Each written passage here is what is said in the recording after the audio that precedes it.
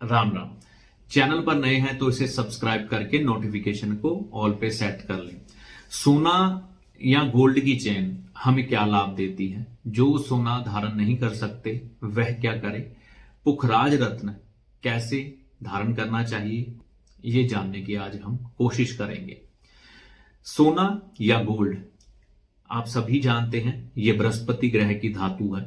जब भी कुंडली में बृहस्पति ग्रह को मजबूत करना हो या बृहस्पति ग्रह कमजोर हो रहा हो, उसके शत्रु ग्रह के द्वारा बृहस्पति ग्रह पीड़ित हो, या हमने कुछ ऐसी गलतियां करके अपना बृहस्पति खुद ही खराब कर लिया हो, तो उस समय बृहस्पति ग्रह को मजबूती देने के लिए सोना धारण किया जाता है। सबसे बढ़िया जगह गले में सोना धारण करने की मानी गई है। अगर हम गले में चेन के रूप में सोना धारण करें तो सबसे बढ़िया। इसके अलावा सोने का छल्ला जो पुरुष है अपने राइट हैंड की फर्स्ट फिंगर में पहन सकते हैं, और जो महिलाएं हैं सोना छल्ले के रूप में अपनी लेफ्ट हैंड की फर्स्ट फिंगर में पहन सकते हैं।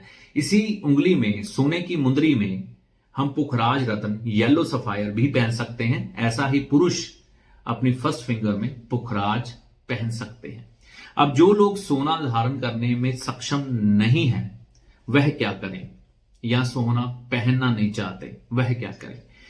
केसर या हल्दी का तिलक लगाना, जैसा कि आपको नजर आ रहा होगा मेरा तिलक, यहां पर हम अगर लगाते हैं तो आपको लाभ होगा। इसके अलावा हम केसर का तिलक यहां पर भी लगा सकते हैं, यानी कि अपने गले पर। ये भी आपको सोने जितना ही लाभ देगा। महिलाओं को सोना धारण करना बेहद जरूरी है, क्योंकि उन पर नेगेटिव ऊर्जा का प्रवाह सबसे ज्यादा होता है।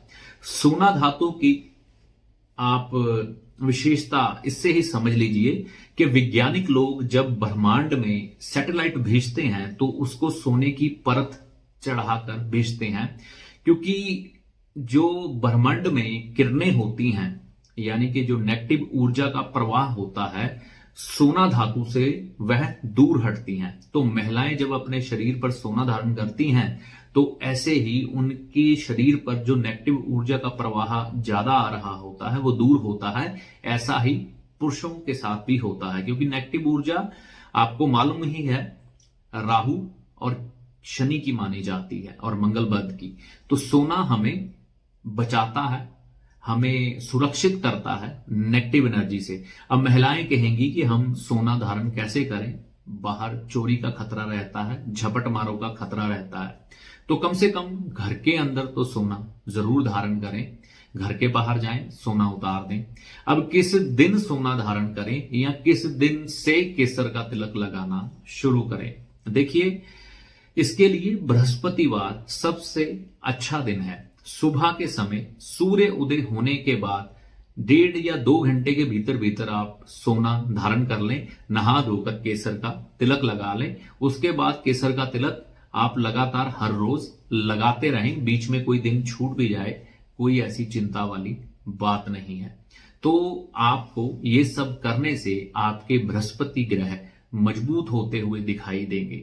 देखिए, बृहस्पति ग्रह किस्मत के नाम से जाने जाते हैं। जब हमें अपनी किस्मत का साथ नहीं मिलता और जिंदगी में एक ठहराव सा आ जाता है, जिंदगी आगे नहीं बढ़ पाती, मेहनत का फल नहीं मिल पाता। मेहनत का फल भी किस्मत के द्वारा ही मिलता है।